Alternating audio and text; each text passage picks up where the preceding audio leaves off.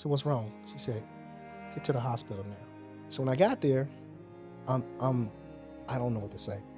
I'm sitting behind her bed and I'm like, shit, this can't be happening. This cannot be happening. But the toughest part is when a neurosurgeon comes in and says, we can't help her. There's nothing we can do. You go through the talk and they say, the best choice is to let her go. Being a former pastor, I'm called to speak to people in these situations. And sometimes we don't have the words to say. Like real talk, we don't have the words to say. How do you maintain faith?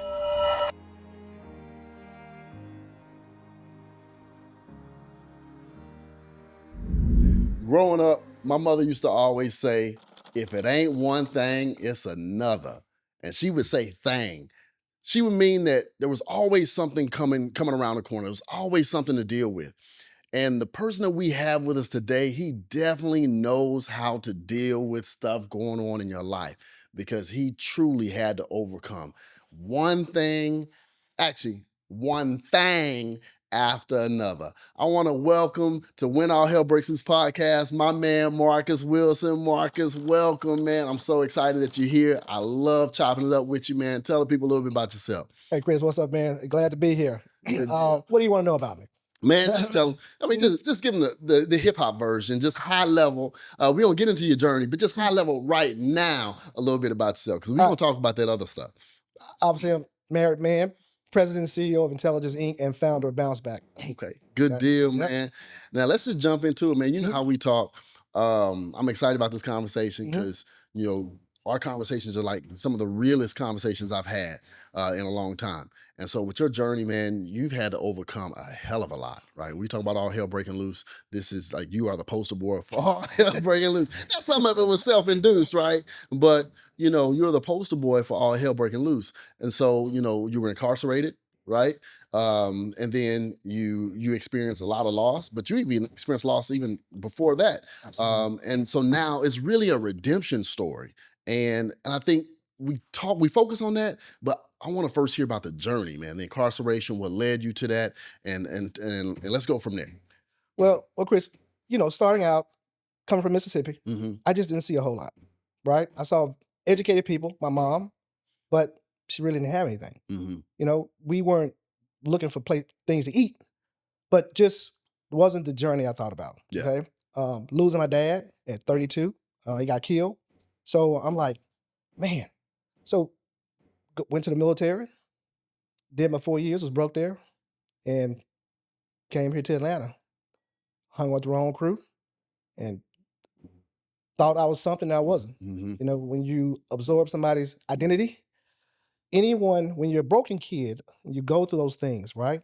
You always are looking and you connect. Yeah. Broken people typically, for some reason, connect with broken people.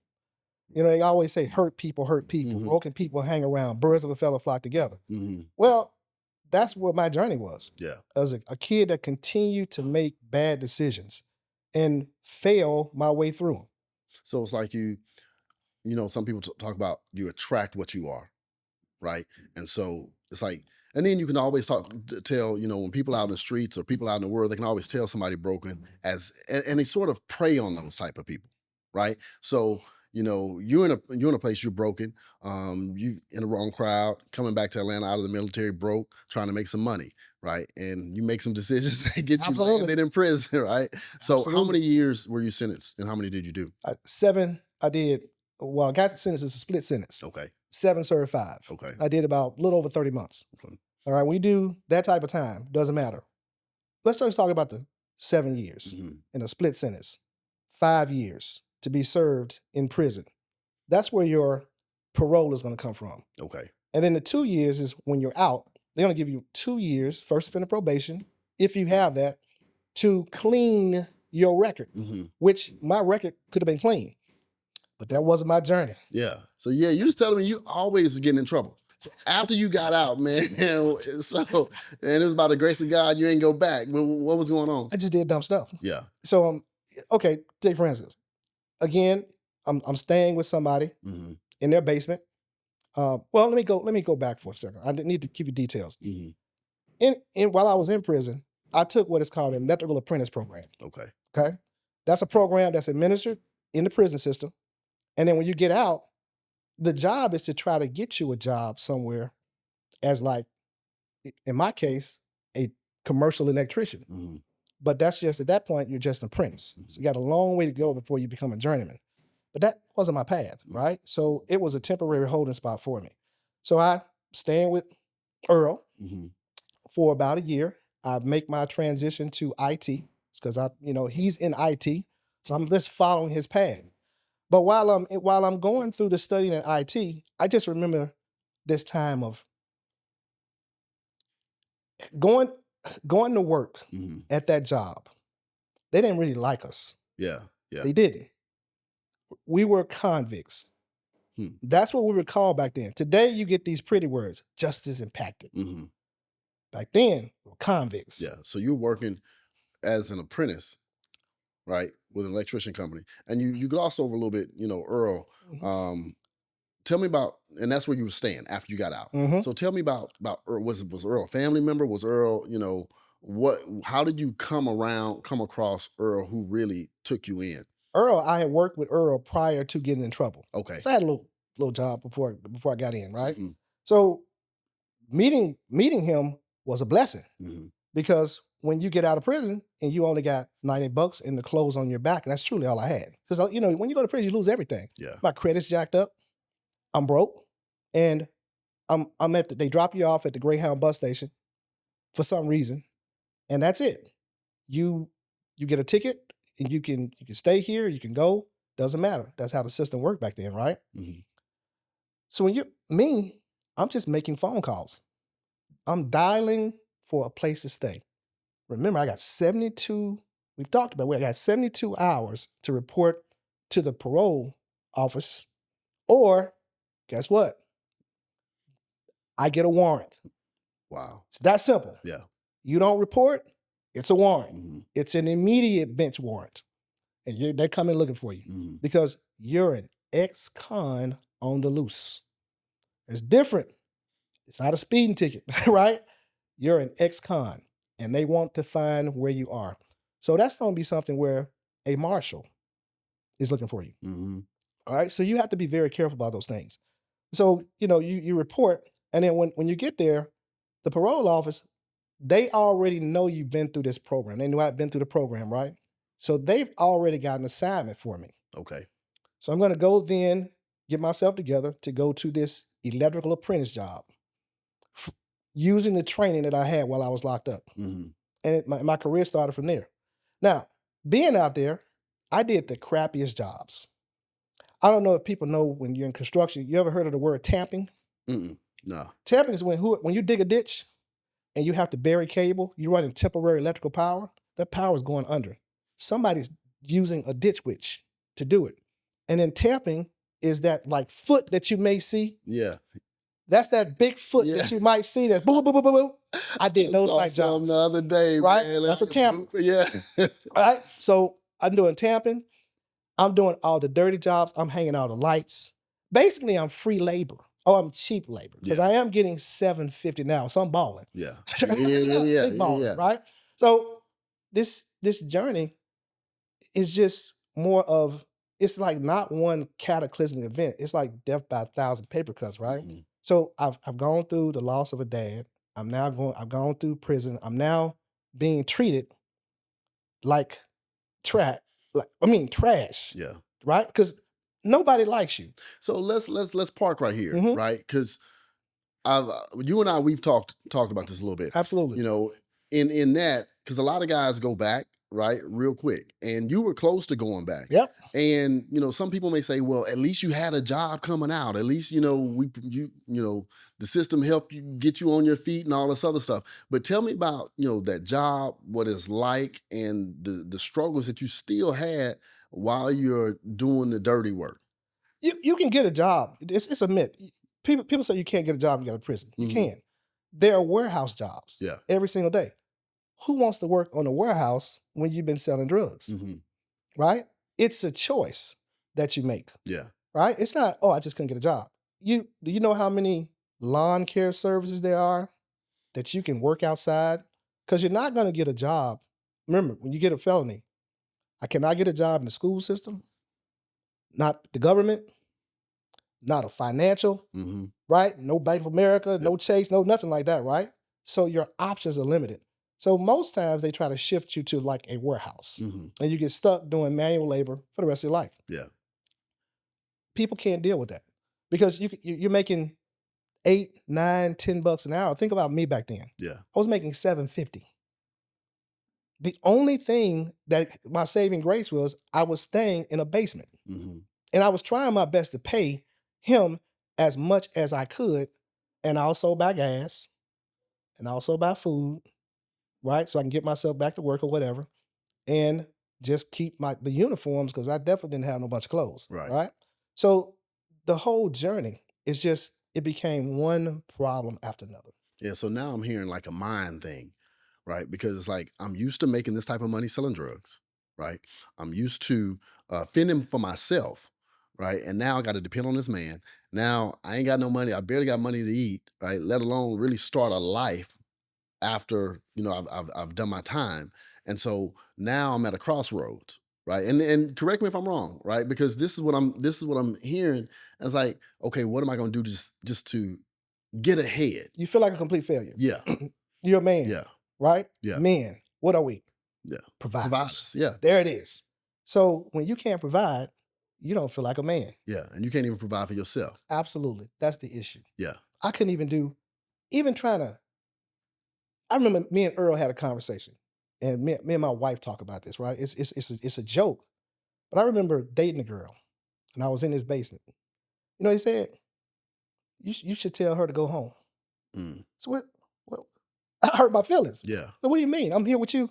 He said, you can't even take care of yourself. Right. That's what he said. You brought that point up. And that was the kind of the real life conversation as somebody who is really trying to help you. They're going to give you the real life conversation, right? Because he wasn't trying to coddle me, right? It's a tough conversation. So I'm a tough conversation person. You don't have to coddle me. You just give it to me, right? Because beating around the bush, I've never gotten that. I've been called failure, ex-convict, you name it. So these tough conversations, they're normal. So did you ever think about going, that it'd be easier to go back? Absolutely. You absolutely. You get 3 square meals in there a day, and you ain't got to fend for yourself all day, right? You just got to fight, right? Do whatever. Just get on your bunk, fight sometimes. Don't touch the TV. That's a trick box, as they call it, right? So don't do some things in there, and life's good. Yeah. But that's so many people get institutionalized, right? Yeah. And go back because it's easier in there. Your entire day is scheduled for you. You don't have to think. When I walked out, prison wasn't my issue. It's when I left. Hit me with that again, because you said your day is scheduled. I mean, okay, we know how to fight, right? You grow up, you fight. Okay, you got to fight. Okay, and take care of yourself. But you said it was easier in prison, and that almost tempted you to go back. Yeah, because think about it. When I got out here, I had to do everything. Yeah, I had to feed myself. I now got to work. I got to figure out how to get through, navigate life now with a felony. Remember, once you're in there, you get your food, you get your, so to speak, your TV time, you get your phone time, you get your yard time, right? Yard, go work out, blah, blah, blah, right? You get this time. But out here, when I walked out, that's when my issues, that's when prison started. Wow. Right? Because prison, a felony, is truly a life sentence. Yeah. And I tell anybody that is thinking about getting in trouble, this is a life sentence. Be careful. Because you're thinking about, oh, I'll only do a few years if I get caught doing something. No, you'll do the rest of your life. Because I still fight battles today. You just saw them. I just went through some. Yeah. I'm down at the courthouse dealing with stuff on the park. Yeah, right? I hit you up that morning, and you was I'm headed down to the courthouse. I'm still dealing with that. Right, take off morning traffic right up to go down and deal with a record thing. Right, to get my records to go do something and file and upload them. Right. And that was, how long ago was that was your think about it, my first charge was almost 30 years ago. Yeah. 30. Yeah, I talked to you that morning. You was in traffic. And I'm in traffic, still dealing with stuff from 30 years ago, right? Yeah. And people are like, oh man, I'm like, no. it's different. It's how much time are you going to do in prison physically? Yeah. So, but when you're working out at the apprentice with the electrician, Mhm. right? You know, you taking the smallest jobs, getting talked down to, and being demeaned. You're already struggling with identity going in there, coming out, you're struggling with identity. Now you have to be subject to, and you were in Georgia, right? Yep. So we already know Georgia is historically not the friendliest the friendliest state to people of color, people that look like us. So now you're having to deal with that. What was that like? Oh, it was much worse back then. Yeah. Think about, there's Atlanta Yeah. and there's Georgia. Yeah. Right? Right. There's Right. Atlanta and Georgia. People Yeah. that probably don't really Yeah. understand that. Back when I came out, I got caught in Clayton County. Mm. Lovejoy. Yeah. Come on, Lovejoy. All right, so looking at court, the reason I took a plea, I still remember my attorney, Richard Otway Allen. I'll never forget it. I can tell you everything, right? Man, when he said we can go to a jury trial, Mhm. but he said, you're gonna be convicted and you're gonna get 30 years. And my mom wanted me to. Mhm. She said, oh, we're gonna pray about it. He said, let me tell you, you don't pray about this. Mhm. The prayer is, I'm getting you a plea. Yeah. And this 7 years you're getting, it's a bargain. And you're only getting it because this is your first offense. So you're getting a bargain. He said, take the plea. You're going to probably do a portion of the 5 years because you've just been in there once. You're a sharp guy. He said, do your time and move on with your life.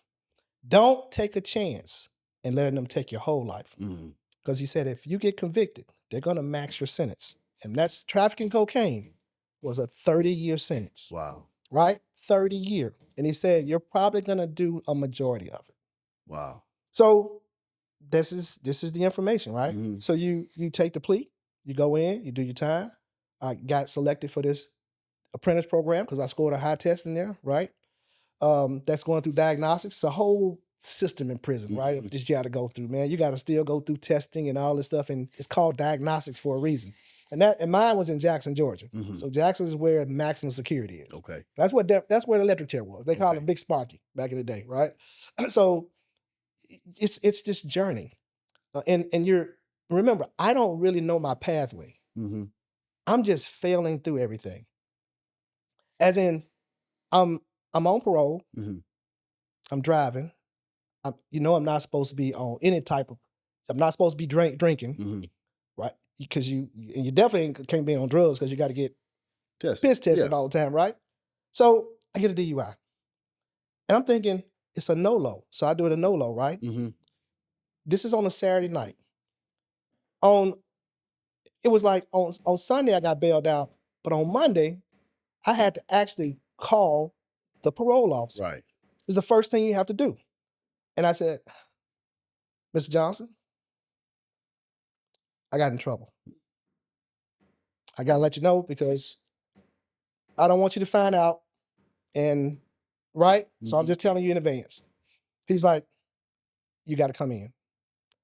And I said, oh man, I'm going to go back to prison.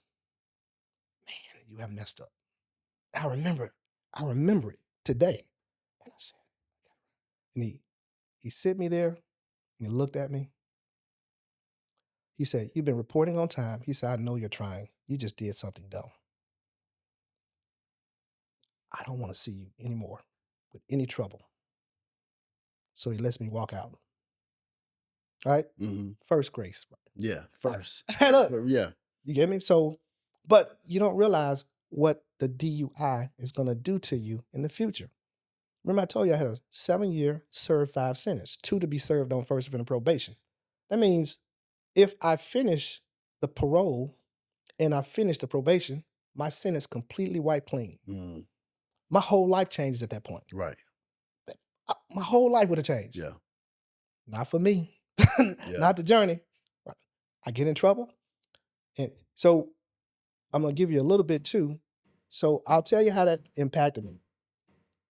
I get a phone call in 99. Mhm. This is going into 2000. my mother has turned for the worse. And I'm like, turned for the worse? I just saw her. She was hiding a sickness. Shut down her organs. Mm-hmm. She died within a couple of months. So I had to literally move home, almost go back to Greenville. And I was living out of Walmart with those three, you remember those jogging pants, the jerseys, black and six. You used to get the blue and the gray and the black match them. Yeah. They was like $6 for the pants, for the shirt. Because I didn't take a lot of clients, I didn't have a lot, right? Yeah. So I was living out of that as I watched my mom die every day in that hospital. But at the same time, Chris, remember that DUI I told you about? Yeah. 2000 was my final year, around the same time my mama was dying, that my probation was coming up for termination. So I'm dealing with my mama dying, Mm-hmm. and I get a call from Mr. Spencer. Mm-hmm. That's a truthful name. Yeah. Right? Yeah. I'm going to say it first. Yeah. The state. Right? He's a probation officer. Yeah. And I said, he said, I've reviewed your records. And I see that you had a DUI. And he gave me the date. And he said, that's a violation of probation.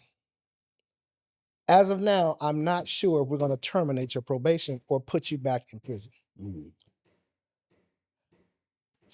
And I said, man, this don't end. So my mom was dying. And I'm dealing with this guy now saying, So, man, I'm like, it never ends. so the thing is, like, on this show, we Mhm. often talk about how we deal with certain circumstances that come up, right? And whether it's self-induced, whether Mhm. it's just things out of our control, how we deal with it.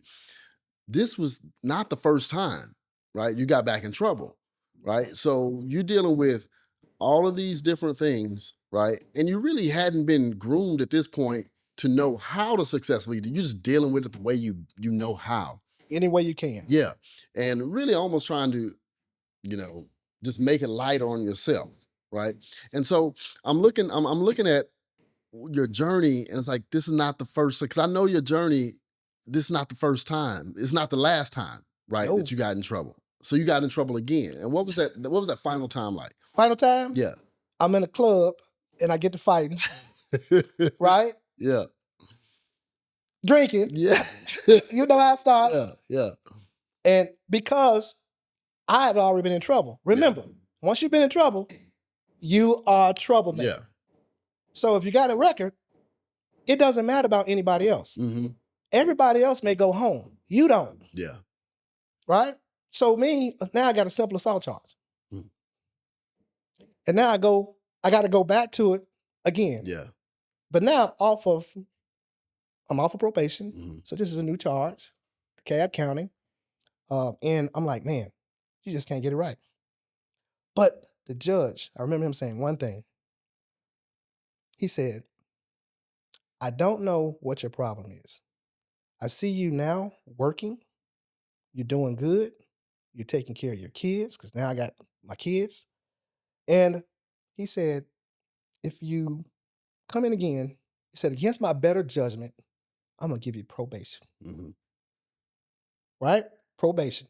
I had 2 counts of simple assault. Probation for both 12 months. You finish those, you're done. Right? This is what the judge is telling me.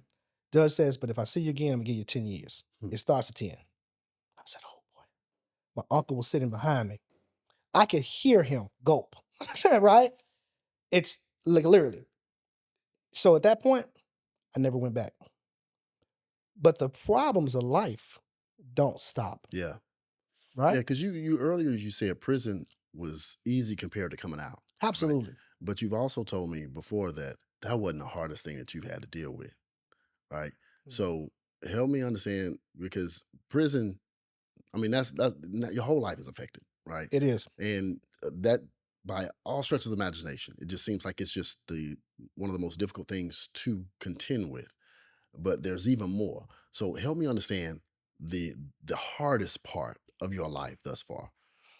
So that happens that last thing happens in 2007. Mm-hmm. So I keep going, right? Life happens, right? And my wife and I We came back from, this was Puerto Rico, July 4th, but we got back on the 7th. So there we were in Cancun, I'm sorry.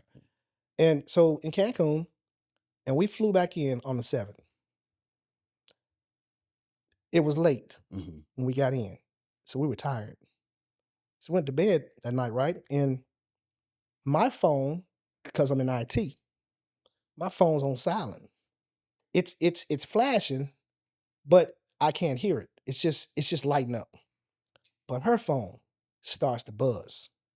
And then my phone, now I'm up, I'm aware, and I look and say, oh, my phone. And it's Angie, which is, obviously my daughter's mom. And she says, pick up. I said, what's the matter?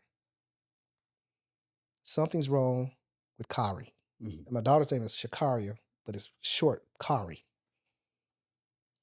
So what's wrong? She said, get to the hospital now. So I literally throw on clothes, brush my teeth, and take off. Me and my wife, we go to the hospital, and she had a stroke. And we didn't know she had high blood pressure at that level, extremely high blood pressure. So when I got there, I don't know what to say. I'm sitting behind her bed, and I'm like, oh God, this can't be happening. This cannot be happening. But the toughest part is when a neurosurgeon comes in and says, we can't help her. And I'm like, what do you mean you can't help her? So now, you upset. It's dad, right? What do you mean? Remember, provider. I can't help her. What do you mean? She had a pontoon stroke. There's nothing we can do. So you go through the talk, and they say, the best choice is to let her go. They said, you are not prolonging her life. You are prolonging her death. You know how that feels? Yeah. So we had to make the decision to take her off life support. And I had to sit there and hold her hand because her mother couldn't. So as they took the respirator out, I had to sit there and listen to her take a last breath. That's the worst thing I've ever been through. Wow. Because no dad, Yeah. no parent, not dad, no parent should bury their kids first. Yeah. And that's life, right? And that's what life continues to do to you, Chris. Life don't never, for somebody listening, it just keeps going. It's always something, right? Whether it be self-inflicted or life-inflicted. Life's gone life. So, man, this is a real question I've never asked you. And being a former pastor, I'm called to speak to people in these situations. And sometimes we don't have the words to say. Like real talk, we don't have the words to say. How do you maintain faith when something like that happens? Because you and I mean, we talk about our faith and you still maintain faith. Man, like I've never gone through anything like that. Like, how do you maintain faith? Sometimes you don't. I'd be lying to you. Yeah. Because I was mad with God. Yeah. Right? I was saying some words. I was like, Yeah. no, dad. Okay. My mom. Okay. Yeah. Prison was on me. Right. Not my daughter. Yeah. Remember, that's my lifeline. Like we talking about we gonna have grandkids, and it's gonna be, I'm gonna have some grandbabies running around. That kills an entire bloodline. Yeah. Right? I mean, you lose your child. How to use faith. But then you read a Job. And that's true. Every morning I would get up and read just a chapter of Job until I got through it. But then I look back over all the situations that I've been in. And remember what he said? He said, you got to take the good with the bad. Yeah. You can't turn your back on God because everything don't go your way. Mm-hmm. And that's being honest, right? And the people around me knew I was going through that struggle, Mm-hmm. right? And I said to myself, but then you got to have that thing comes over, that calmness, that peace. And he says, remember when you got that job out of prison? That was me. Mm-hmm. Remember when you were in prison and I protected you from getting killed or anything? That was me. Remember when you got a chance to get this job and get a place to stay in Earl? That was me. So when you feel that peace, Mm-hmm. you can move on. And it's not easy to get there. So I'm not trying to give you no easy journey. It is really tough to sit there and say, you'll be forgiven when you lose a child. Yeah. It is hard to sit there and keep faith because you're like, one thing you do is, did I deserve this? Right. Right. I was about to ask you. Did I deserve this? Did I do something to all the bring stuff this I on? done done? Yes. Yeah. You start thinking, Yeah. it's my fault. Yeah. And that's a horrible feeling. Yeah. You walking around thinking you at fault for it because you did all this dirt. Right. And now it's come back. Yeah. That's how you feel. Yeah. So, man, let me ask you this. You brought up Job. So, in that case, because even Job was like, man, his friends was like, what did you do? Obviously, you've sinned, you've done something, right? To get to go through all of this. Do you see yourself in that story? Do you see, identify a little bit with Job? I don't know if mine would be a situation as worse as Job, but it would be one of those things where you would question and say, I can get certain pieces that said, okay, you got to take the good with the bad. Yeah. Right? Are you going to have faith and trust me, or are you going to only have faith and trust me in times that you think are good? Yeah. So I can restore you. I can completely restore you. I can have your business flourishing, whatever case may be, but you lost your daughter. And now you hold me responsible. Wow. And I remember my wife's dad said something to me because I was mad. He's a pastor. I was mad. He's from Detroit. And I said, God took my daughter. You know what he said? The symptom, the situation, the high blood pressure took your daughter. Different perspective. Yeah. We think sometimes God did something. Yeah. Life is life. Yeah. Life gonna do what it's gonna do. You're gonna get up in the morning, we're gonna have flat tires. Right? Yeah. We may lose jobs. We may go through all these different things, right?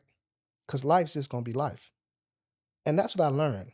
So at 54 years old now, I learned life's gonna be life. So you've had lost start now. You lost your mother early, father early. You go into prison, lose your life, right? Yep. Come out of prison, lose your daughter, and now you have built a thriving company, right? But it's not even about that. Like, people look at you and you're like, man, you're so successful. And we talk about the redemption story, but your redemption ain't even about, the things and the money and everything like that. Because I know we chop it up a lot and you're like, man, Chris, whatever, but your redemption story is really about giving life to others. Yes. That have lost theirs. Because you go back through all those things, right? Think of all the stuff when you go through it, right? Yeah. Which you got to be doing. You got to be going through it for something. They say they say your misery is somebody else's ministry. Right. And so you got to find purpose in that stuff, right? So why did I go through all this stuff? Because remember, I would have never talked about this. Remember, we've been open, we've been talking about it, we've been chopping it for a while. Typically, I would have never talked about my past. Right. Why? Because I was guarded. I said, I ain't finna give anybody else an opportunity to be saying nothing negative, because now my actions may be different. You know what I mean? Right. Right. You already got somebody frustrated, right?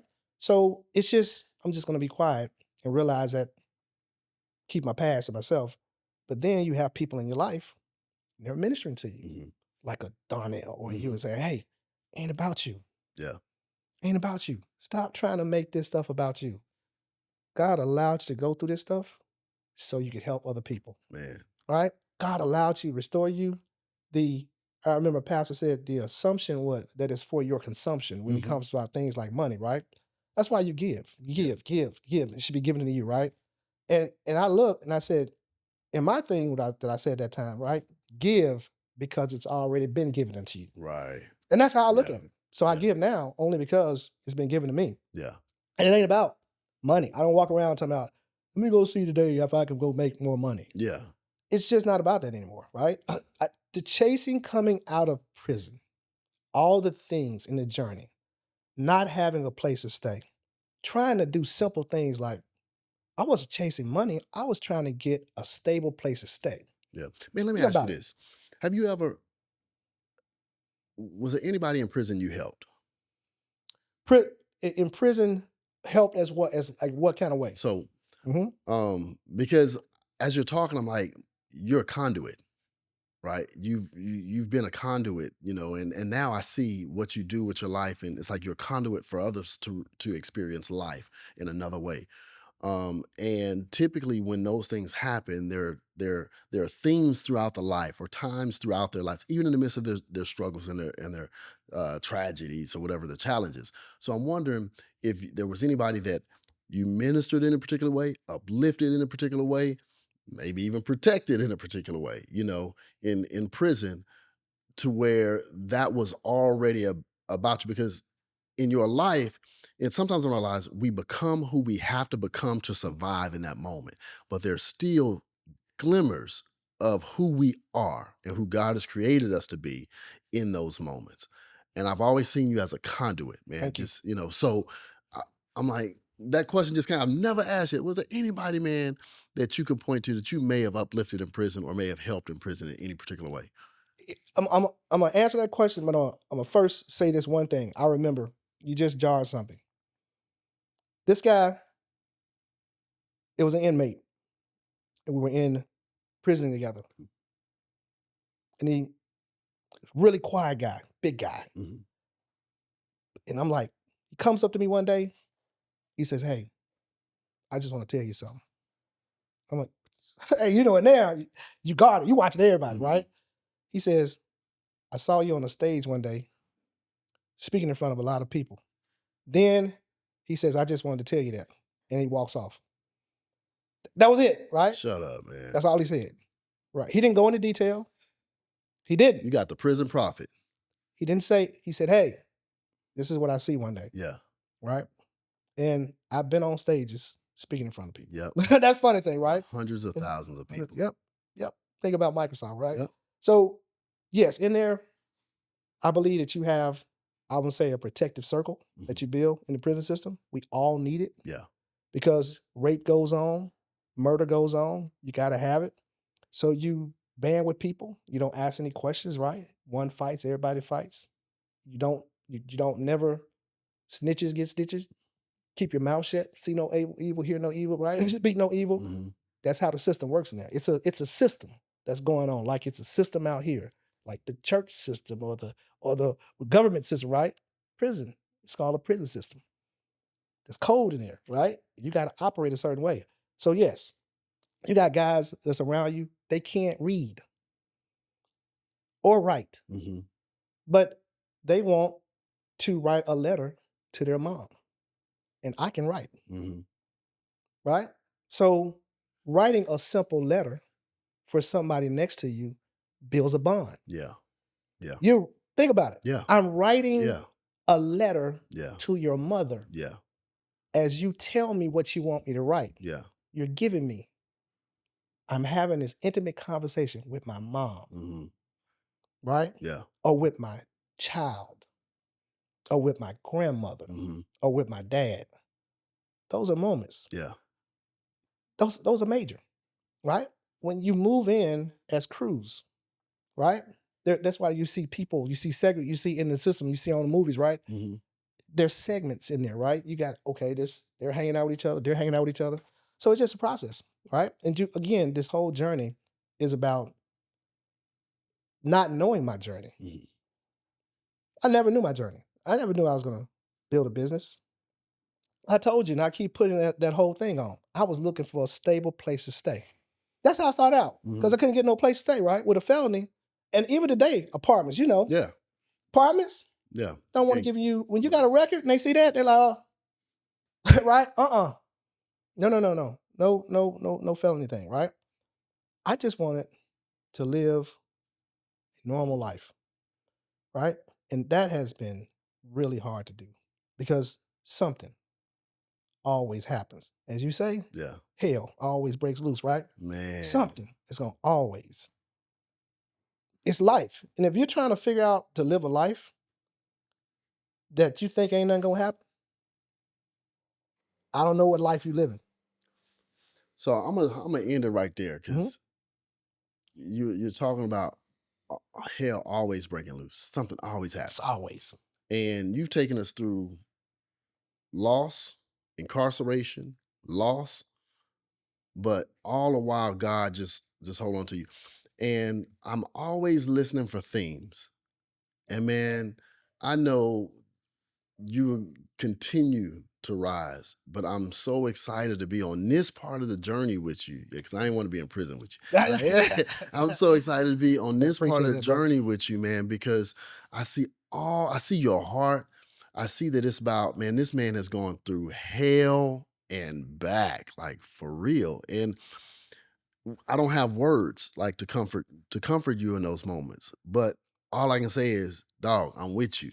And I appreciate that because God puts people in your life like you. That's why we're in each other's life. Yeah. Because it's the seasons. He knows exactly who to put in your life to take you. Everybody will not make the whole journey with you. Yeah. He's always putting people, right? And then it's these we bonded right off, right? Yeah. Click. Yeah. And it's like, oh, this brother, it's meant. Yeah. Right? Wasn't just no haphazard situation, right? And for somebody that's looking, tell them things like, I remember a poem, remember Footprints? Yeah. I love that, right? It was like, when you saw one set of footprints. That was me carrying you. I was carrying you. And I believe that God has carried me so much in my life. And that's why you got to keep faith. Yeah. Because it's like, oh man, you've been through this, but you can't just kick God. I think the pastor was real good by saying God, and he ain't no genie. Yeah. You can't rub the bottle and he just comes out, whatever the case may be, right? Yeah. You got to take everything and understand that life's going to be life. Man. And faith, right? You got to have faith through all that stuff. And even if you just got a tiny bit, right? It will get you farther. It will get you past, hopefully, most of the stuff that you ever go through. Man. So Marcus, tell the people where they can find you, man. I'm still, because I asked you, we've talked a lot. I've asked you questions that I've never, ever asked you before here. So I appreciate your time. I appreciate you. And just the authenticity, the vulnerability, man. Tell the people where they can find you, learn more about you. Well, first, I want to say to you, you've been a blessing in my life. Man. And I hope we continue that journey and continue to be a blessing for each other because it's mutual, right? Yeah, man, you've been fussing at me lately. Hey, man, just let's go. You telling me to get up off my butt and just do it. Stop thinking about it too long, man. Go do it. Just do the damn thing, man. Just do it. Make it happen. Yeah. So LinkedIn, Marcus L. Wilson. Good deal, man. Good deal. Man, Marcus, I love you, man. I appreciate it, man. And for all those listening, all those watching, go out, check out When All Hell Breaks Loose podcast on all the streaming platforms. Tell your friends, tell your neighbors, even tell your enemies, but tell them with love to check us out on When All Hell Breaks Loose podcast. Right here, we've heard it. We've heard the true redemption story, loss, incarceration, loss, and building a thriving business, but not just building a thriving business, but giving others life through the life that he has lived. I want you to go out there, tell your friends, tell your neighbors, even tell your enemies. Again, share it, like it, subscribe, all that good stuff. And also, come back, stay tuned. And I forgot what I was about to say. We're going to say, check us out on the When All Hell Breaks Loose podcast. I'm your boy, Chris King. I love y'all. Be blessed. All right.